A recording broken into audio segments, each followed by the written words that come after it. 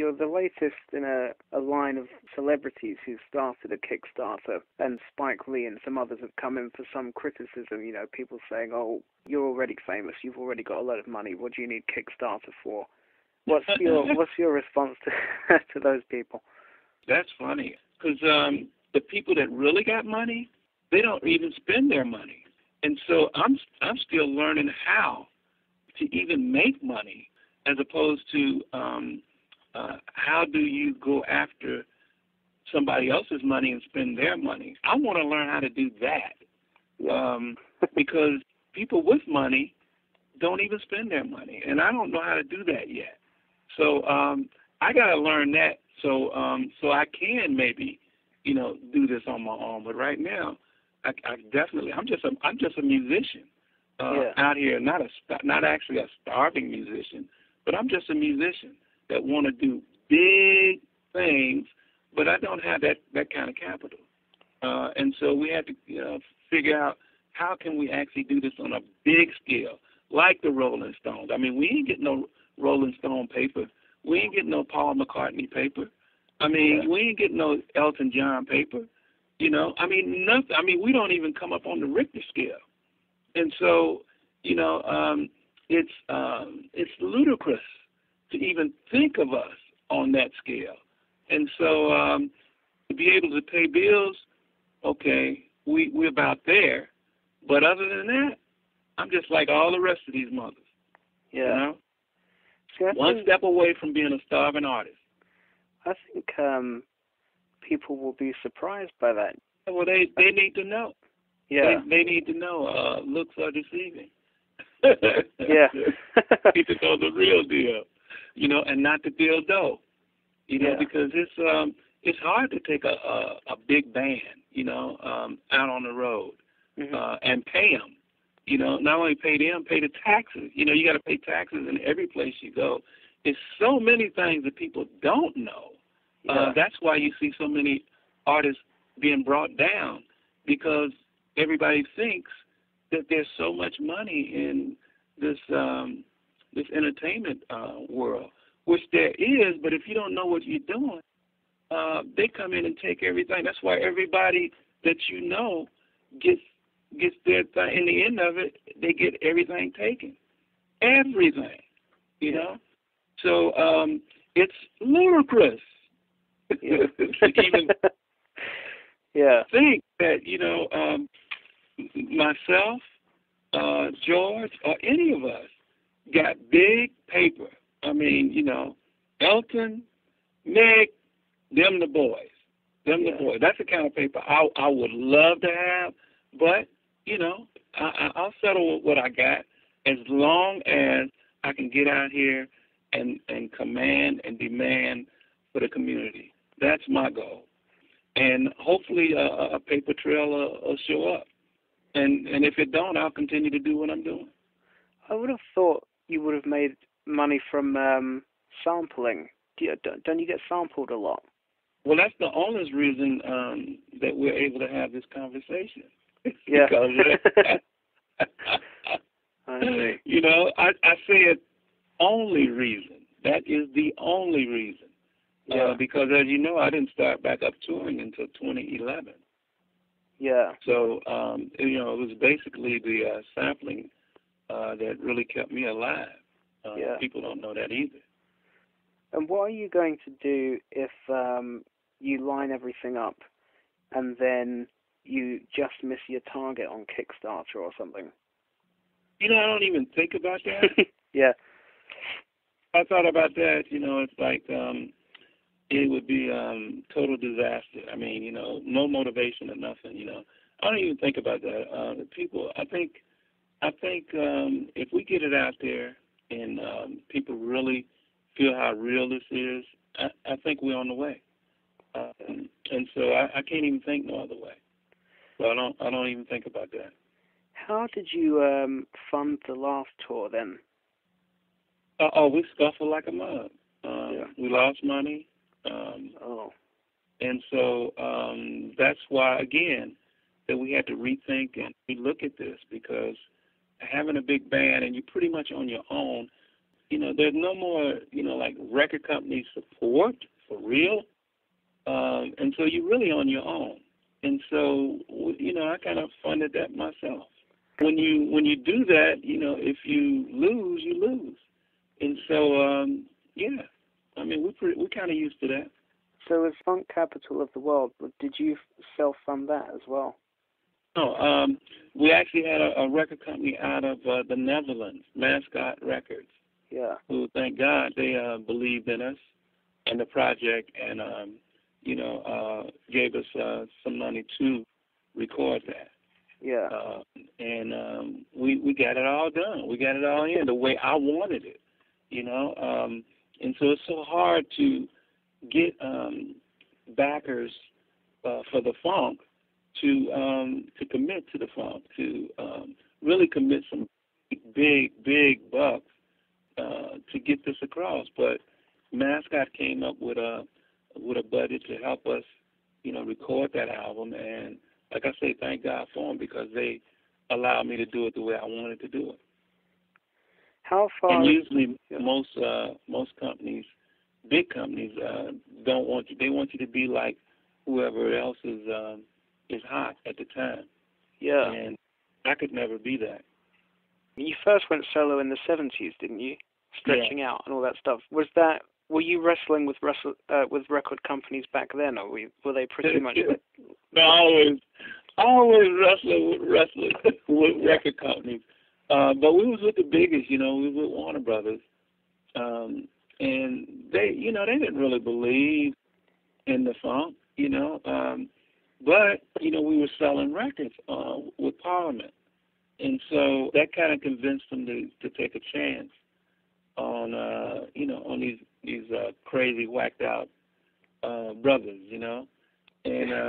and so they took a chance on me, and I kind of blew up, and they had to catch up because they wasn't ready for it. They really wasn't. They didn't know what they had, How far into the new album are you? Just really getting started, and it's like I said, it's pretty exciting because I'm talking to different people that I think would do the project really proud. That a lot of them from back in the day, like Levert, Gladys Knight, just talking to some of the people that are from the era right before me, because they, that art form is just, it don't exist anymore, and so I want to keep that as alive as I can, because that is the real deal and not the deal doll. What do you mean when you say that art form doesn't exist anymore? What art form? The way it was done, that soul, the real soul singing, like right next to gospel singing. Mm-hmm. I mean, from the gut, that you really feel, and these people know the dynamics and how to take a microphone and EQ it by the way they handle it. I mean, that's a dying form, and these people just did it naturally. They didn't learn how to do it. It was just a natural occurrence. And usually it happened, you learn things from not having things. Funk is learning how to making something out of nothing. Mm-hmm. And so when you're used to not having amplifiers, you do the best you can with garbage cans and, whatever you got, and make something out of it. That's what funk is. And that's what I want to reintroduce to people, because we've been making something out of nothing forever. That's where rap came from, with the DJs, with the sampling, making something out of a little piece of nothing and creating a business. They made more money than we did, and still making that money, by taking a little piece of something and making a whole lot of everything out of it. Does that annoy you slightly that they've taken something not at that all. you made? No. Not at all.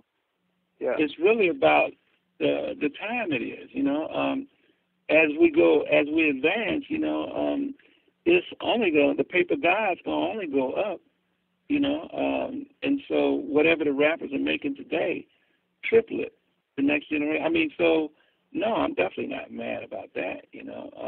Actually, I'm not mad about anything. I'm just glad, really, that they kept the funk alive, and we are able to have a second chance to go at it and show people the real deal.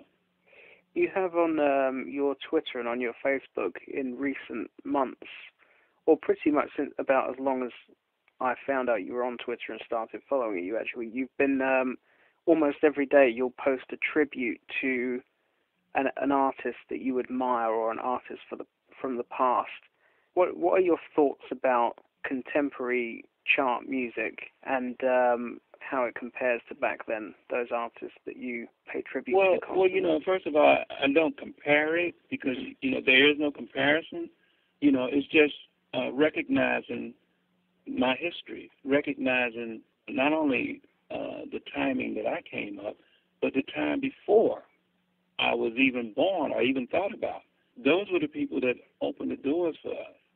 And so I want to always keep that relevant. I want to always keep that at the forefront so people know that I recognize people and the greatness that was around, even before I was. And so maybe that might trigger just one contemporary person today that, wow, maybe I should take a look at that, because everybody nowadays think they did it. It's mine. It's something I did. That's not true. I mean, it's all been done before. So I just have to, make sure that that's written. Let it be written, let it be done. Yeah, the funk is always on the. Is there anyone, are there any contemporary artists who you really like or would maybe like to collaborate with? Oh, wow. Let's see. It's just, I wouldn't say that I would like to collaborate with. I just like to see young artists doing the real deal. I mean, playing real music and really getting down. Whatever they playing, whatever they're doing, as long as they're really into it, that excites me and that keeps the music alive. No matter what kind of music they're playing, as long as they are feeling it and they are really in it, and it's not like anybody can do that. I mean, it's like something that they have to dedicate themselves to. It takes practice. It takes hours. It takes time. You can't just throw it in the machine and bam, there it is. I got an instant hit. You're a smash. You made $1 with that. So what did you do? Oh, I took that sample there and I just, put this little saying over it, and the next thing you know, people loved it. That's one way of becoming rich. But what happened to the art form? And that to me is what I'm concerned about. The actual art itself, the creative part. That's another thing that Mr. Brown was very concerned with in his flight. Literally 2 months before Mr. Brown passed away, I was in a press conference with him, and I asked him a question about his new album because he was recording an album at the time, and he just went into this long speech about, we've got to put the music back in the music. He was saying there's no instruments in the music anymore. What's happened to it all? And then, would you believe it, Prince went on this musicology thing and did the exact same thing. And it seems to be like, there is a generation of musicians who were really around in the absolute golden age who are very concerned about the future of music. I mean, would you go so far as to say that you're concerned for music?